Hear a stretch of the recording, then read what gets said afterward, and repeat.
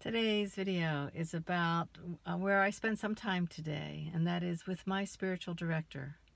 And a lovely, lovely, very wise and calm woman who, in order to be a spiritual director, and I am one, you must see a spiritual director regularly. So every month, I very much look forward to this. Every month I can always tell when if we've been off schedule a little bit for one reason or another, and it's a little delayed. It's like, oh, I can feel that. So it's lovely, lovely to be with her, and wanted to share a little bit about what spiritual direction is, because it's a term that most people aren't real familiar with, and though it's very ancient, it's a very, very ancient. The desert mothers and desert fathers, going way, way back, had the term spiritual director, use that term. And what it really is someone that gives space to another as they express whatever might be in their heart, on their minds, and helps, as I call it, holding the light for another person to see their way. Like, I don't know anyone else's answers, and I don't pretend to do that. And it's not about giving advice either. It's about holding the light so someone can see their own way. And generally, if you give someone enough space and without any judgment, and just sit and listen to someone express whatever they are carrying in their heart, the deeper parts of us rise to the surface.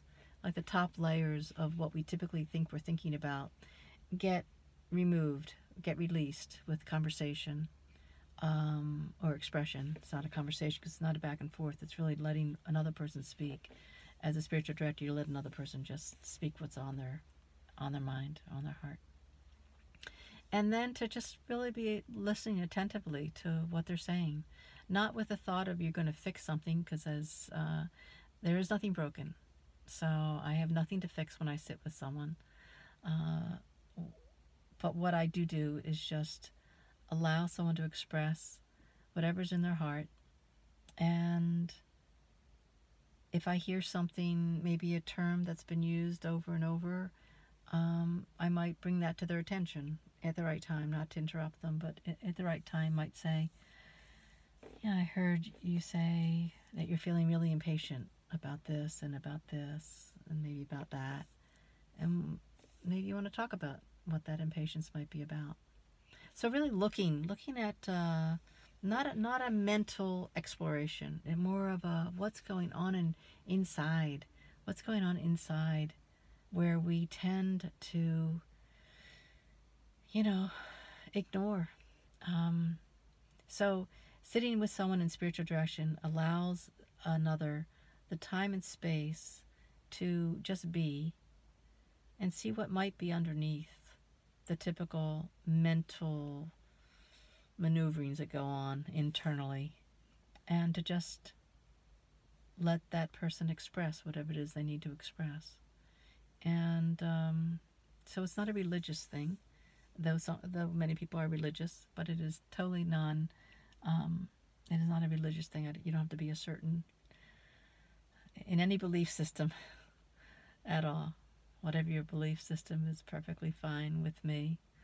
And it's a very powerful yet very gentle way to be with somebody and to support their interior growth. Like our outsides are going to be are going to age, and just like anything naturally organic is going to age and deteriorate in time. But if we give some attention to our soul, the soul grows. The soul grows. Even if we don't give it attention, the soul is going to grow. So pay attention to what goes on inside of us, inside of you. Pay attention to that.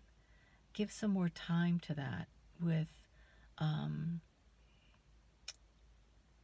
when you sit with and I'm hesitating because it's like, yes, you can sit with yourself in silence, you can sit with yourself in meditation, but when you sit with another person, someone that can kind of mirror back, not every word you say, of course, and maybe not mirror back anything, maybe just be there as a listening a sounding board, so that you or I can hear myself when I'm with my spiritual director. I hear the words coming out of my own mouth, and she's there to help me hear some of those that I might have been using that I wasn't even aware of, to help dig down a little deeper, because we spend a lot of time on the surface just handling the things that we have to handle in our everyday life. And it's so powerful, and it's such a growth experience to spend time internally with something that's going to age and grow. The soul does not deteriorate.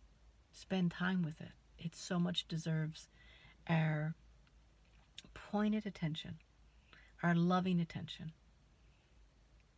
So give it that and find out more. I'll be talking much more about spiritual direction because it's my passion, one of my many passions, but it is the front and foremost. It's been most powerful in my life when I first learned about it, and has changed my life enormously. So there'll be definitely more to be said about that. In the meantime, enjoy.